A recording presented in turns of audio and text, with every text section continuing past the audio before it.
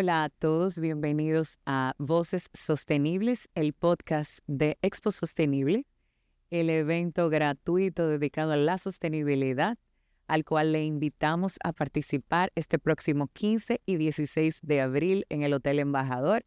Hoy tenemos un invitado sumamente especial, Fernando de la Vega, director país de Metaldón, y hablaremos de un material extremadamente importante que construye nuestras ciudades, pero que también puede ser parte vital de una transición hacia una economía baja en carbono. Así que hoy nos acompaña Fernando. Muy buenos días, Fernando. Y Peter Ritt, nuestro host estrella. Muy buenos días, tardes o noches.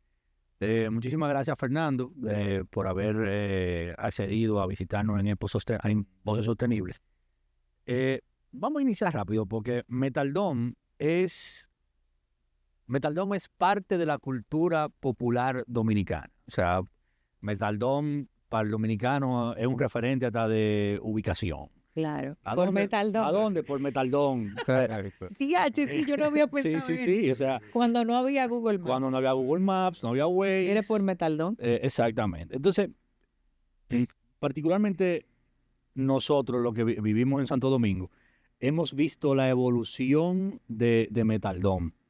O sea, cómo Metaldón en su inicio, bueno, su inicio entre comillas, ¿verdad? Pero yo me acuerdo de los 90, por ejemplo, Metaldón era una pared que decía Metaldón y tú nada más veías la chimenea y que... O sea, desde esa parte, desde ese tiempo a esta parte, ¿cómo ha ido evolucionando Metaldón con todo lo que tiene que ver con su infraestructura, con prácticas a lo interno de la empresa? Porque yo también sí recuerdo que hubo un momento en que Metaldón empezó a no hacer las varillas de la forma que la estaban haciendo antes.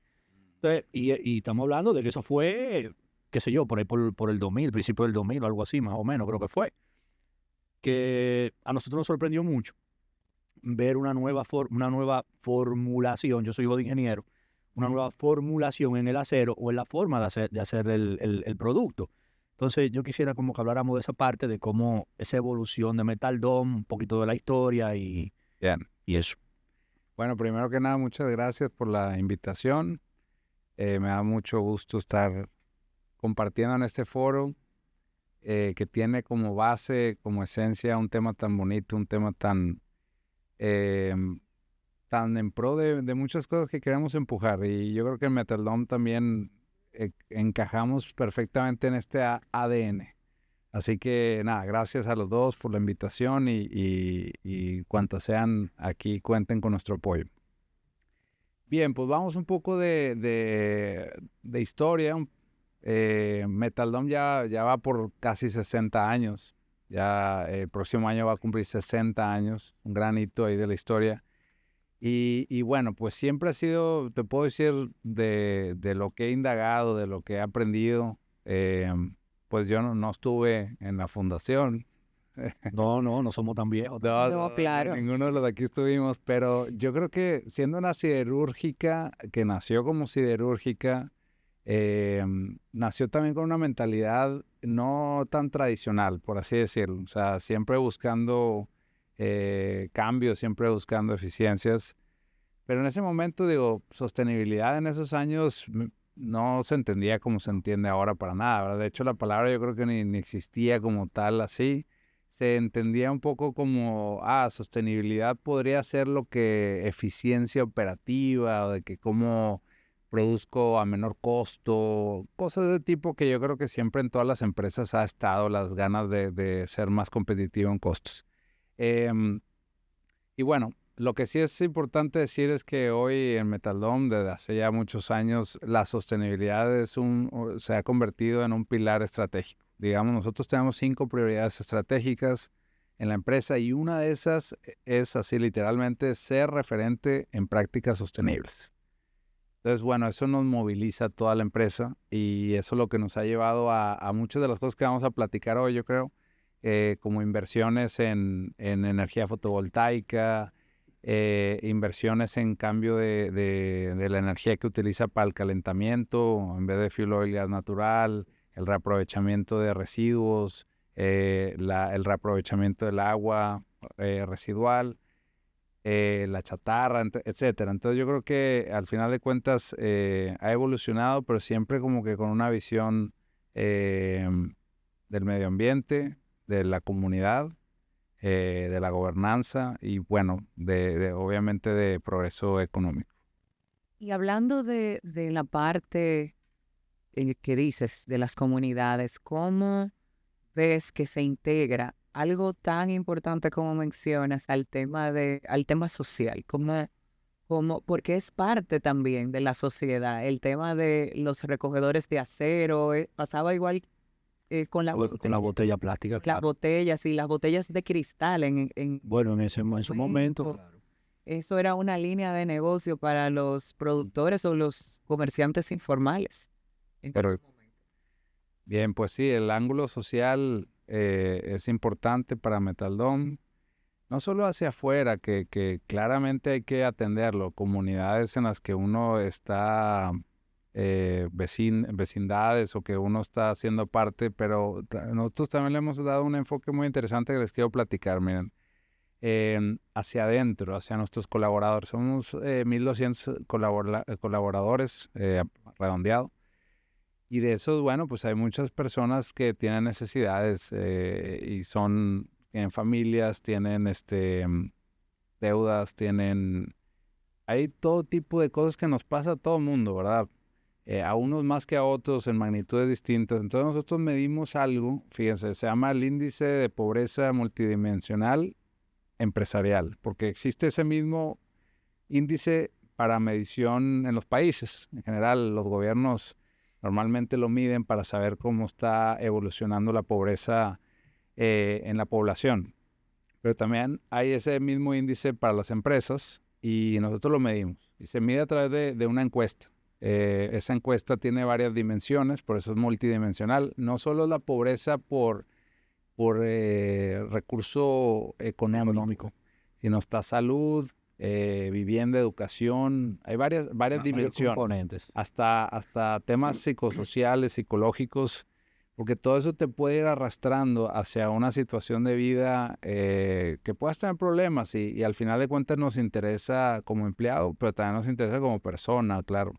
Entonces medimos eso a través de una encuesta cada 2 años, de hecho la estamos midiendo ahora para ver si ese índice lo vamos mejorando en nuestros colaboradores. Y para eso creamos un programa que se llama Manos con Propósito. Ese es en base a los resultados de la encuesta y vamos, digamos, seleccionando ciertas personas de la empresa, colaboradores, que tienen ciertas necesidades para mejorarles, ayudar a mejorar. Y no solo es dar, por ejemplo, le voy a poner un ejemplo, remozamiento de casa. Hay gente que puede tener, bueno, el piso tal vez de concreto, pero no tiene todo, o temas de baño, o temas de techo, que solamente es una lámina y hay que poner algo más estructurado. No es de que aquí está el acero, tú hazlo y listo, sino que es como, bueno, te ayudo con eso, pero también metemos educación, porque muchas personas caen en deudas por temas de desconocimiento, ¿verdad? Cuando tienes un colaborador con ese tipo de hándicap de que está pensando en lo que tiene que pagar, etcétera, lo vive, bueno, puede tener otro tipo de problemas también, accidentes, puede ser un tema de simplemente productividad. Entonces, yo les quería comentar porque no es común, o sea, y he estado en varias empresas y no me había topado como que una medición como tipo poblacional de gobierno, pero hacia adentro, ¿verdad? Y eso es una de las cosas que te digo que socialmente Metaldom hace y le interesa. Mira, ahora que lo mencionas, realmente uno de los ejes principales de la sostenibilidad es la permanencia de las empresas en el tiempo, a largo plazo.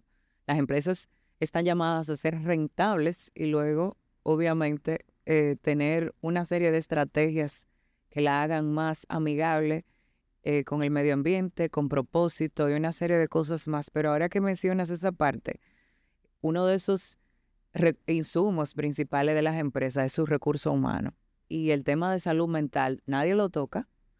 Es extremadamente importante, pero sobre todo que el bienestar de la operación, cuando son empresas que dependen de una parte operativa o de una fuerza operativa tan grande como Metaldom, también impacta mucho la calidad de vida de la gente que opera a esos niveles. Y eso que mencionas es, ojalá todas las empresas puedan ver que a lo mejor están invirtiendo una cantidad mucho más grande de dinero en otro tipo de estrategias que tienen un impacto menos positivo en sus operaciones. O sea que veo eso como algo que definitivamente tienen que comunicar mucho más. Sí, es parte del objetivo, como que contar más las historias que vemos dentro de la empresa. Sí, porque a veces hay que cacarear la cosa, o sea, Mira, uno de los motivos principales por los que hicimos este podcast, primero que la feria es gratuita. Queremos normalizar el acceso de la población. el acceso es gratuito. El acceso es gratuito. Sí, la feria es muy costosa, pero Sí, correcto. el acceso a todo el público es gratuito. Pero también el hecho de que nosotros como expertos conocemos todas esas prácticas, pero no necesariamente la mayoría de las empresas salen a comunicar, porque no les interesa. Es algo que lo toman en cuenta con sus indicadores, porque tal vez el tema reputacional no está en uno de sus puntos 1A. Le interesa mucho más su reputación de cara a sus inversionistas, a sus stakeholders, a las entidades que los financian y a sus operaciones. Entonces, por eso nosotros quisimos, ese es el motivo principal de este podcast. Qué bueno. Sí, que se sepan lo que hacen las empresas, cuáles son sus buenas prácticas, porque como tú decías, o sea, ni siquiera era que en ese momento la palabra sostenibilidad era una cosa, una palabra desconocida o no tenía una definición como la que tenemos, por ejemplo, hoy en día. Sin embargo, hoy en día todavía es muy complicado para el ciudadano de a pie comprender lo que es la sostenibilidad, entender lo que es la sostenibilidad. Y siempre decimos en el podcast que sostenibilidad no es solamente recoger botellita plástica o el cuido nada más, que todo green. No. Sostenibilidad es un abanico de opciones que tú tienes ¿cómo se llama? De índices, de indicadores que tú tienes que poder comprenderlos para que en tu empresa o en tu casa tú tengas una cuota importante de ayuda no solamente al medio ambiente, sino también a que tu casa sea más sostenible, porque tú mencionabas ahora mismo el componente económico de un colaborador, por ejemplo, de la empresa. O sea, tú estás pensando en que tengo un problema X, no es verdad que yo puedo rendir igual en el trabajo, no se rinde igual. Entonces, aprendiendo a ser sostenible dentro de tu casa, tus finanzas y todo eso, tu casa se vuelve un asunto, una casa sostenible, y esa es tu parte de colaboración con todo el ecosistema en el que tú habitas. Hablando de ecosistema y de donde uno habita y buenas prácticas sostenibles. Metaldom, tú también hacías referencia hace un momentico. Metaldom es un referente de buenas prácticas sostenibles. ¿Cuáles son esos pasos, esas prácticas que hemos venido dando desde Metaldom hacia lo interno para que también entonces sean replicadas hacia lo externo, incluyendo, ustedes son proveedores naturalmente, probablemente del 70%, 80% del acero que se utiliza en las construcciones del país? Entonces se traduce también a las constructoras y en las edificaciones que estamos viendo que se están haciendo. Sí, correcto. Bien, pues un punto que quería mencionar es que hay muchas cosas que no son obligatorias en el país y que pues voluntariamente uno las lleva, ¿verdad? Uno diría, pues, ¿para qué estás midiendo, no sé, Es más, hasta tan sencillo como las emisiones, toneladas de CO2 equivalente por tonelada de producción? Hay gente o empresas que pueden decir, bueno, está bien, tal vez la tengo que reportar, pero tal vez no hay una multa, tal vez no hay ciertas cosas.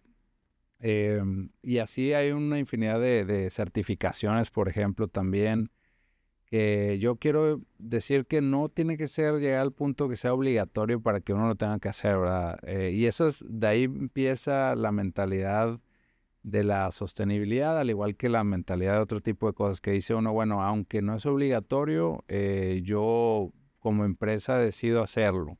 Y eso es parte del ADN que ha tenido Metaldón desde hace tiempo. Y les voy a poner algunos ejemplos. Por ejemplo, querer tener lo que le llamamos la declaración ambiental de producto, que esa es digamos, es un proceso voluntario que no es fácil porque para poder llegar digamos, al producto final, que es tener una hoja que te dice, mira, estos productos contienen esto y esta es la huella de carbono que tienen, huella hídrica, etcétera. Bueno, tienes que organizar la casa muy bien primero, o sea, porque tienes que primero poder medir ciertas cosas, emisiones, utilización de recursos, hacer toda la trazabilidad de todas tus materias primas, ver hasta de dónde vienen, de dónde se transportan, para poder llegar al final a tener una hoja que dice, oye, mira, si compras el producto, nuestras varillas, por ejemplo, aquí está la hoja que te permite, es como una radiografía, como un hemograma, por así decirlo, que te dice tanto tienes de lo que sea, de cuando uno se hace un estudio de sangre, por ejemplo. Y esa hoja, esa declaración ambiental de producto es la que se utiliza para muchas certificaciones, como EDGE, LEED, que hablaremos más tarde. Pero bueno, ese es un ejemplo. El poder apegarte a ciertas normas o ciertas certificaciones. La otra es, inversión por ejemplo, en energía fotovoltaica en techo. En nuestro caso, los almacenes tienen al día de hoy, bueno, estamos construyendo primero teníamos 1.5 megawatts, que es una cantidad importante, ¿verdad? O sea, es $1.5 millones ahí metidos en el techo. Sí. Lo estamos ampliando a 5.5, o sea, tienes ahí arriba $5 millones, ¿verdad? Que tú dirás, en el techo, ¿eh? Sí. ¿Quién lo está poniendo? Entonces, ¿quién lo pidió? Que si es una regulación, mira, nadie dijo el gobierno que, oye, tienes que tener tanto de energía renovable, punto. No, simplemente las ganas de invertir y claro, la sostenibilidad tiene el componente económico que uno no lo hace por, como bien decían, greenwashing nada más, sino es porque tienes un ahorro, ¿verdad? También. Claro. Y Una eso pregunta, se traduce Firal, ahora que hablas de esa inversión en energía fotovoltaica, ¿qué porcentaje de la energía que consumen eso representa? Que me encantan las cosas técnicas, ¿sabes? Como ingeniera se ve. Y entonces también, si todo lo utilizan, toda la energía que producen la utilizan en su producción o tienen un excedente. ¿Cómo funciona? 46%. 46%, No que es mínimo para una importante. industria de tamaño. Importante. O sea, O sea, ustedes tienen realmente un parque fotovoltaico. es que ponte a pensar, los 5 megawatts es un parque de generación. Es un parque de pequeño, pero generación. bueno. O sea, Pero sí, hay concesiones definitivas que han sido por menos. Por menos. menos. Claro que sí, claro que sí. Como es autoconsumo, no necesitas concesión. Si fuésemos a vender obviamente la red, pues sí necesitaríamos una concesión provisional definitiva. Pero es autoconsumo. Y hay espacio todavía, imagínate, es 46%, todavía queda. Pero yo creo que no tenemos techo para eso. Y el mecanismo de ahorro de cara a los generadores, ¿sí funciona? Sí, bueno, pues obviamente es que nosotros, en lugar de utilizar ese consumo de la red, simplemente mientras está inyectando a la red en el bidireccional, básicamente. Claro. Pero sí, nos funciona y económicamente también hace sentido. Aparte está, bueno, todavía el tema de, como somos los dueños de ese activo solar, pues tienes algunos beneficios. También todavía hay incentivos de la ley 5707 de impuesto sobre la renta, etcétera. Pero económicamente hace sentido y nosotros también, sobre todo, las ganas y el motor de decir, nuestros productos tienen un pedazo del sol. Sí. Esas ganas también de buscar soluciones de ese tipo. Eso es en electricidad.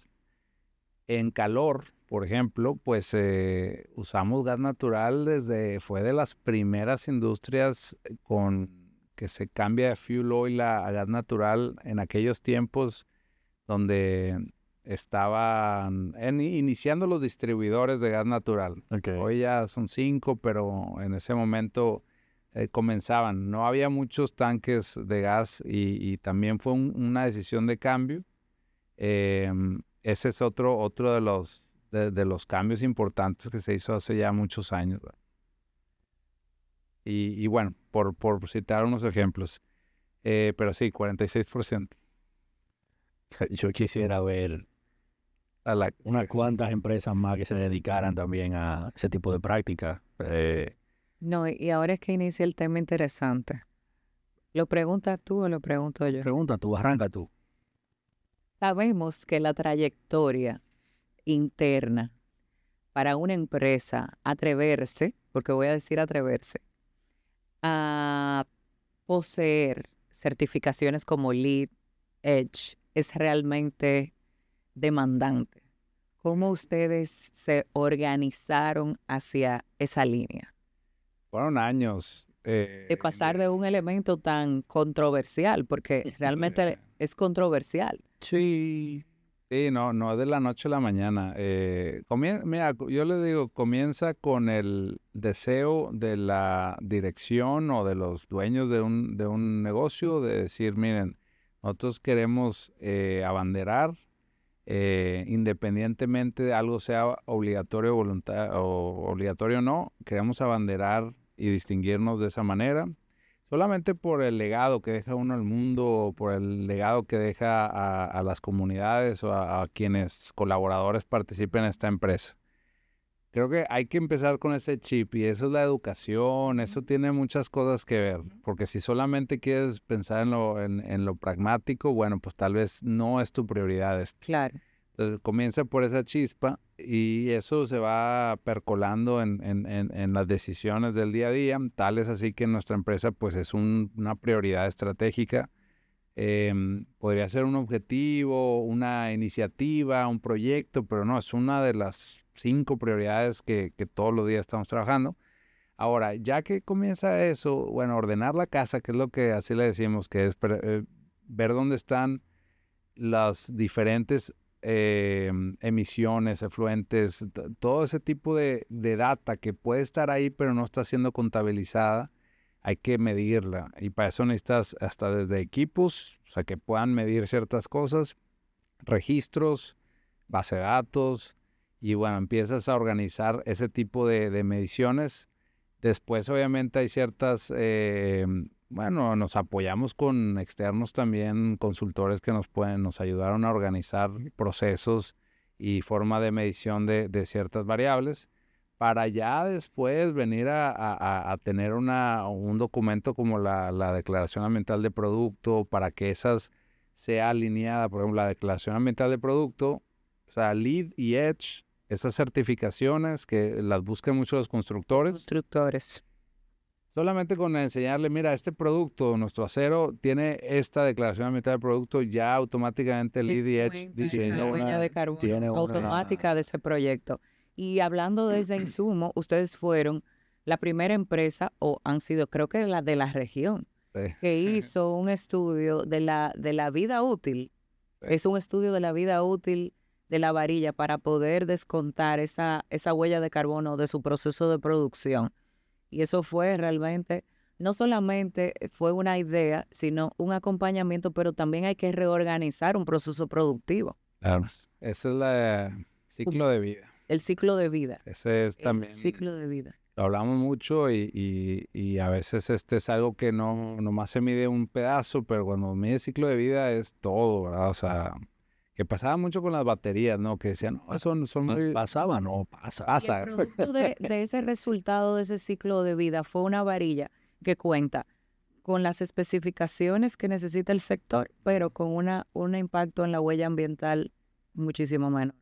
Mira, realmente sí, o sea, en general sí. De las especificaciones técnicas, dígase que si la varilla la dobla no se rompa, ese tipo de cosas, que hay varias variables, esas son especificaciones de construcción, más de, llamémosle, seguridad ciudadana, ¿verdad? O sea, para que no se te derrumbe algo, etcétera. Claro. Después están, bueno, la huella de carbono que tiene ese producto. En el país se van a encontrar el producto de nosotros que te lo desglosa, te lo dice, te lo transparenta a través de una certificación, que esa es la declaración ambiental del producto. No así es en otro tipo de producto que es importado, etcétera, que no tiene esa transparencia de la mano.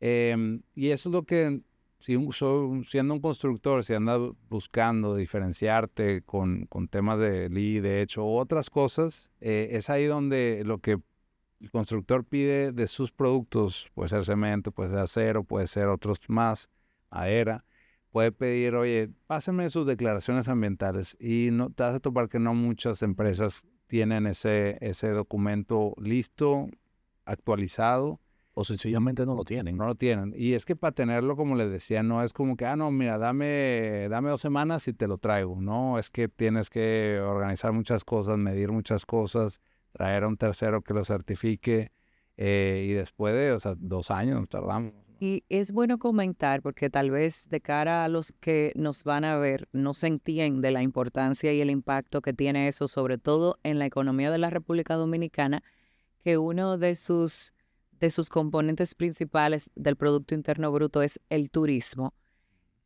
Una decisión tan sencilla, bueno, tan complicada y sencilla a la vez de tomar en consideración el ciclo de vida y la huella de carbono de un producto que va al sector construcción, y por qué ese sector le está prestando tanta atención a poderse certificar en LEED, en EDGE, es porque el consumidor final de ese producto turístico ya le está prestando atención a cómo esa edificación es eficiente en el uso de agua, es responsable en el manejo de sus residuos, qué tan eficientes son qué tan eficiente es su consumo de energía.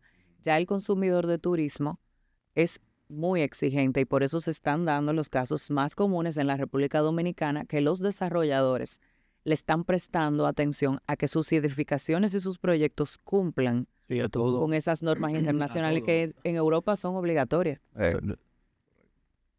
Yo quiero, aparte de lo que está diciendo Indira, vamos a hacer como si fuera, pues en algún lado del mundo ya es el happy hour, ¿no? Entonces vamos a hacer un 2 por 1. Pues yo necesito, para que no se quede atrás esa preguntita para nosotros, tanto en el consejo como para la expo, el factor educación. ¿Cómo viene Metaldom trabajando todas esas iniciativas tan interesantes, tan importantes?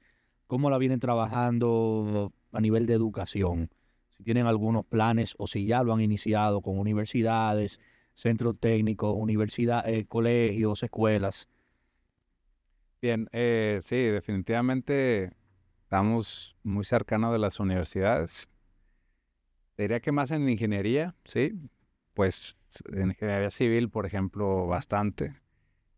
Porque nos interesa por el lado sostenibilidad, sí, y también por el lado de lo técnico, de decir, bueno, los lineamientos de construcción, que los alumnos crezcan con, por ejemplo, los que van a ser estructuralistas, puedan tener correctamente que no sea una mentalidad, mira, el más barato y punto. O sea, dame porque pónganse a pensarlo, todo lo que implica simplemente ir a buscar lo más barato.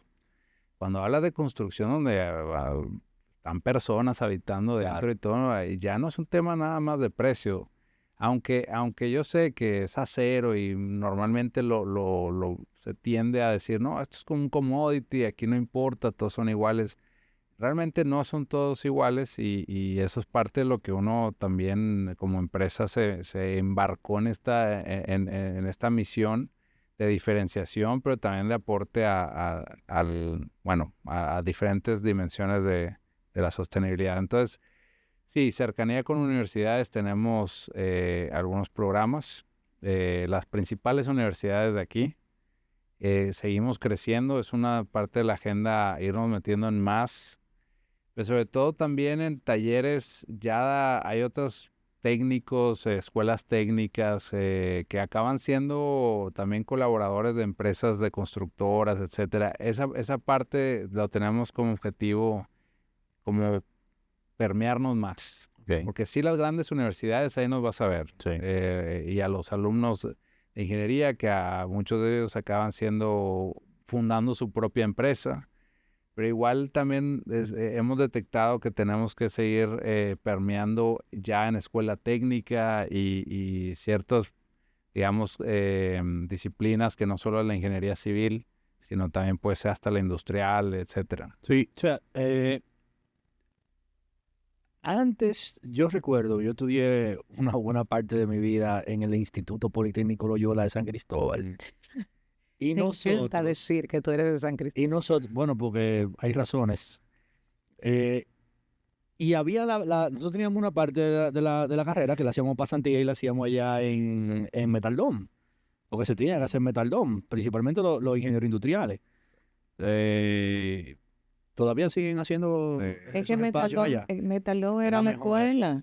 Es la escuela. Es la escuela, la única. Tema de prueba y error siempre allá. Sí, sigue siendo pasantía, de hecho es más grande, hasta hemos traído cursos completos de técnicos, sobre todo instrumentistas, por ejemplo, porque la planta, bueno, ya ha ido modernizando y lo que antes era una palanca, ahora es todo una computadora que mide esto y sensores de velocidad, de temperatura, etcétera. Entonces también no en todos lados encuentras esos equipos. Entonces hay técnicos, por ejemplo, electromecánicos o mecánicos o electricistas como tal, que se están formando allá. Y eso es con los convenios que tenemos con escuelas técnicas y universidades. Además de las visitas, hay mucha visita también para ver el tema de gas natural, el tema tenemos un día los invito y vayan para que vean, o sea, si les tomo una foto y se la enseño, no me van a creer que eso está dentro de Metaldom. Oh, wow. Parece un campo de golf con un lago.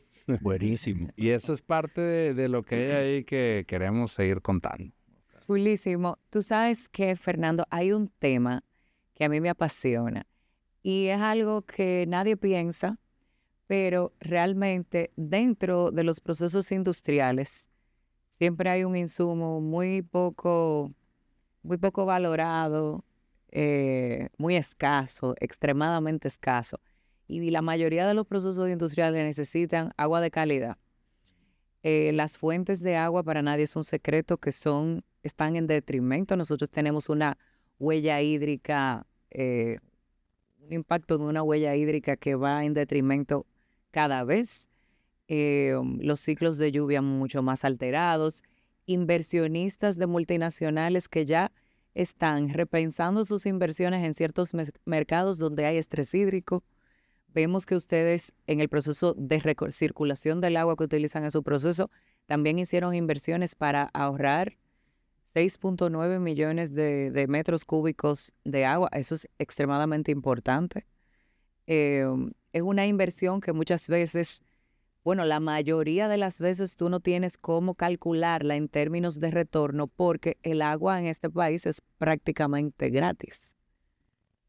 O sea, no hay una factura que justifique una inversión de esa naturaleza. Exacto. Porque, por ejemplo, los que hemos vivido en Estados Unidos sabemos que cuando tenemos un escape de agua en la casa, la factura llega disparada.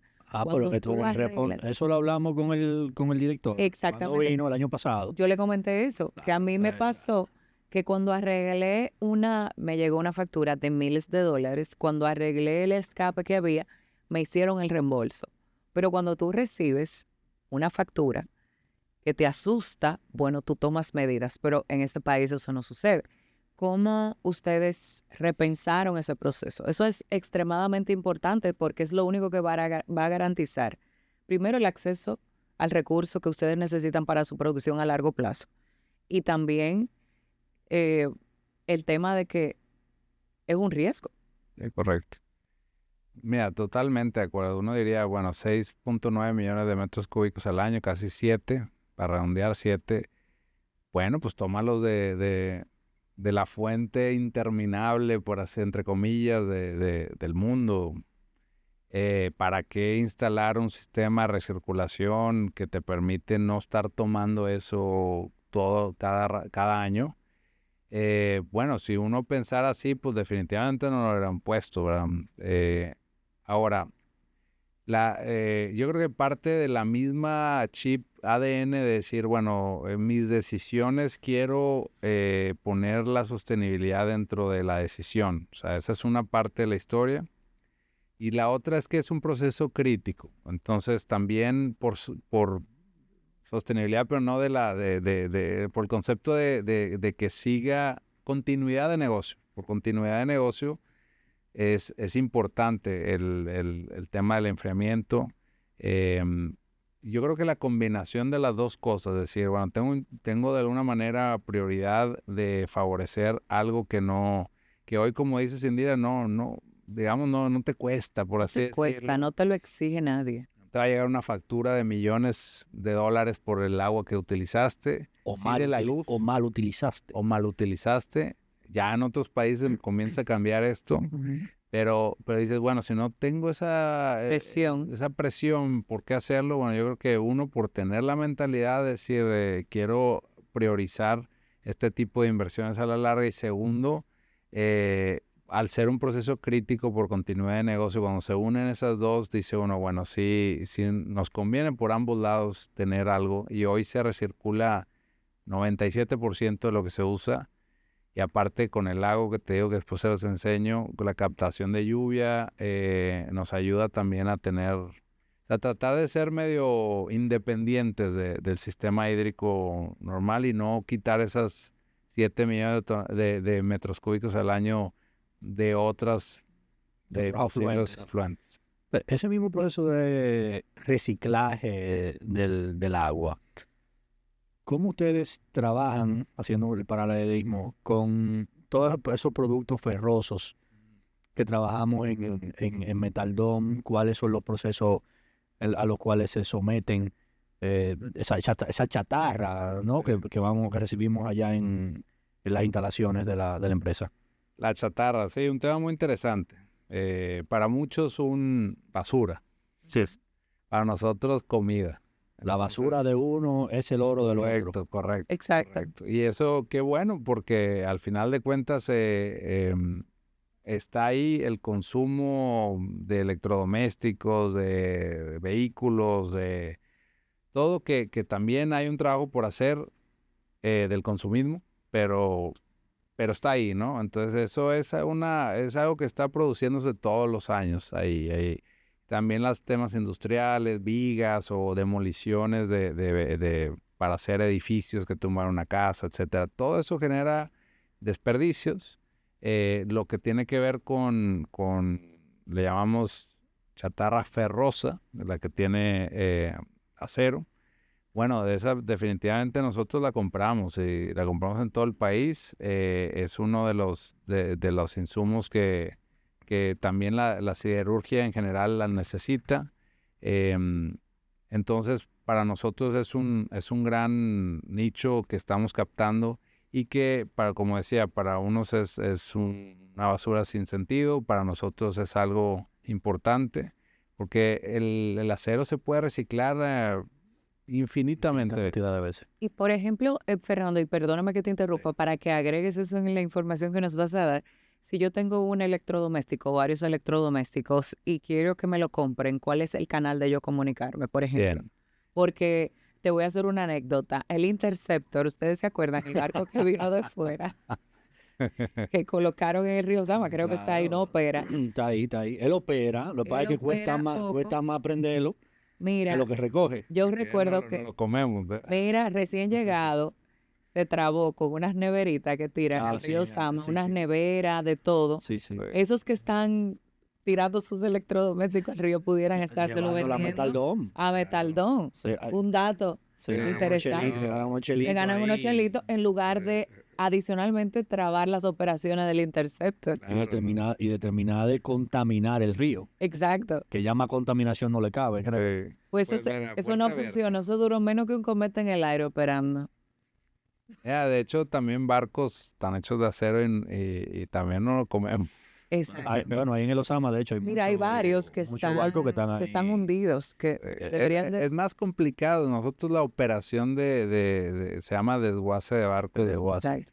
Esa directamente no la hacemos porque tiene también sus temas ambientales que son complicados. Tiene que ser una persona experta en eso. Sí. Mientras uno es tan experto en eso, en desguace obviamente de barcos, se ha hecho, pero o sea, tiene su Su ciencia. complejidad. No es nomás, necesitas buzos, necesitas hacer cortes debajo del agua, tienes que tener cuidado con si tiene combustible que no sale. Aceites. Aceites, todo eso. Pero bueno, fuera de los barcos, las puertas están abiertas, en Metaldom allá, kilómetro 22, autopista Duarte, está la planta, está la oficina también. Ahí hay un día también cuando vayan, ahí van a ver le llamamos metálicos, así se le llama, pero es la zona de chatarra donde se procesa, porque la chatarra después también tienes que, viene de muchas formas y se va haciendo pedazos más estándares. Ahora, existe en el país, y eso es algo que quizás vamos a seguir empujando, una red general de chatarreros. Está desde el que pasa por la calle Hierro Viejo. Sí.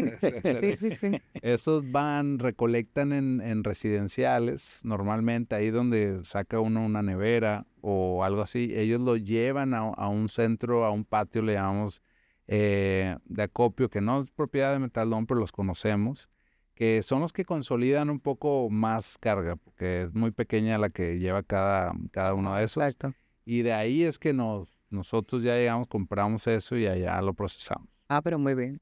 ¿Y los electrónicos? No caben en ese renglón. Mira, Porque mira, de verdad, los electrónicos son sumamente contaminantes, lo tenemos más arriba del moño, no están contemplados en la regulación, no se está haciendo absolutamente nada con ellos.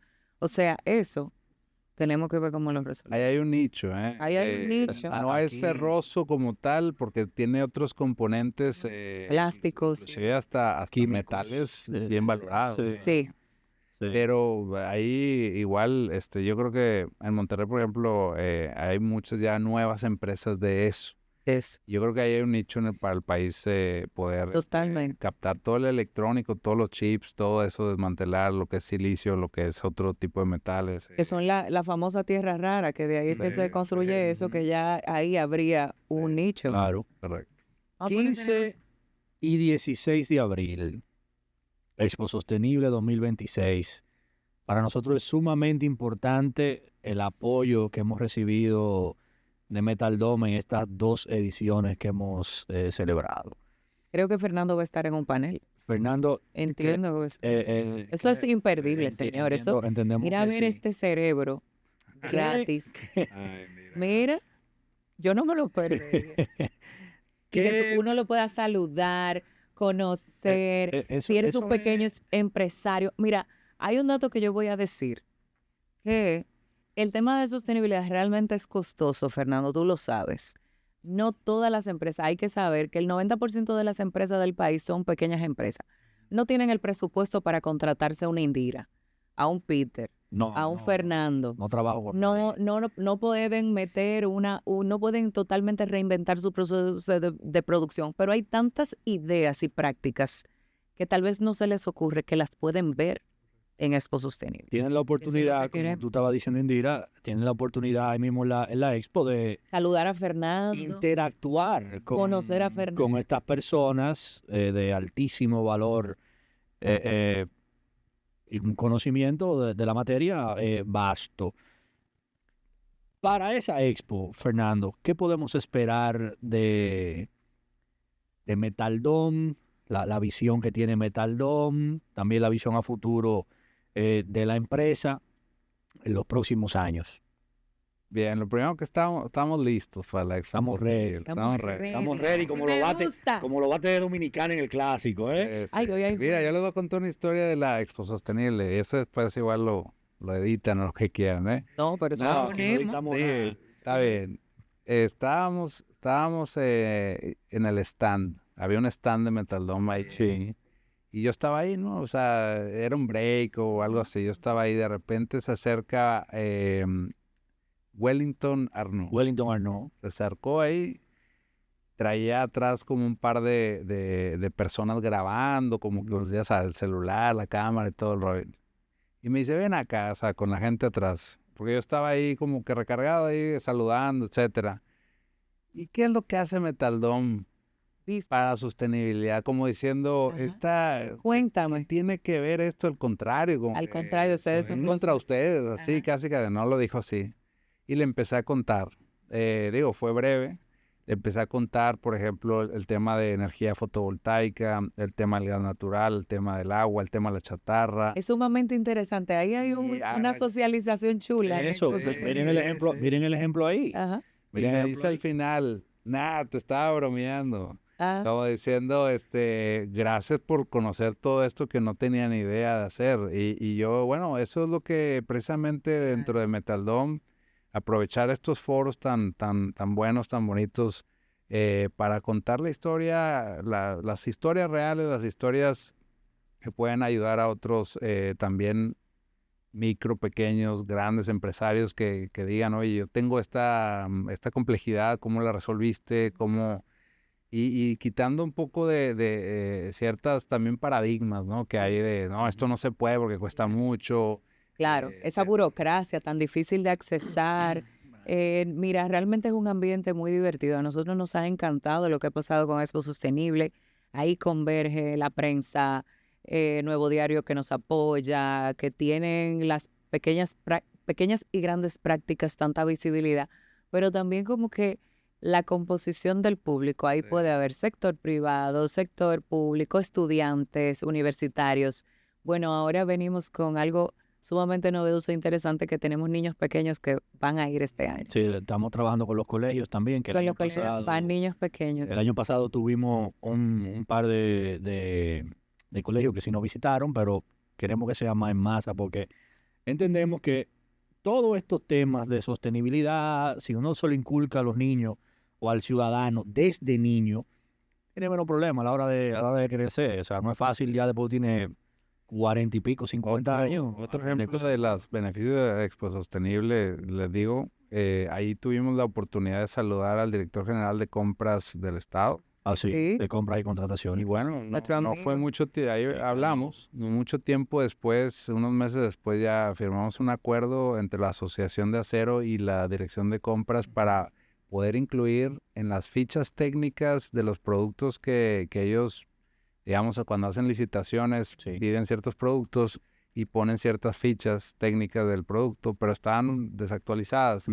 Con colaboración de la Asociación de Acero y eso pudimos actualizarla, incluimos varios de los temas de medioambientales en los productos de acero, cemento, etcétera, Interesante. en el día de la Expo Sostenible. Ahí Chulísimo. está. O sea que también es un Buenísimo, plus para las empresas que tal vez hacer esa reunión. Eso para la gente, las empresas o los sectores que todavía no creen tanto en el tema de la expo, que no entienden muchas cosas de las que, bueno, pero la expo, y dime, voy a sentarme ahí a oír a una gente hablar. No es solamente ya sentarte a oír a una gente hablando, o sea, vas a aprender de las buenas prácticas de empresas como Metaldom, nuestro invitado de hoy. O sea, ya ustedes están viendo cómo en la expo se acercan y se crean esos Alianzas. lazos, esas alianzas, sale negocio, siempre el dinero es bueno. Entonces, se pasan por la expo, vayan a la expo, apoyen la expo, eso es de ustedes, o sea, se hace con todo el amor del mundo y todo el empeño del mundo para ustedes, porque al final del día, nosotros vivimos en un ecosistema que somos nosotros que tenemos que cuidarlo. Y si no lo cuidamos, entonces terminaremos como el Imperio Romano y desapareceremos. Quedarán los vestigios de Santo Domingo.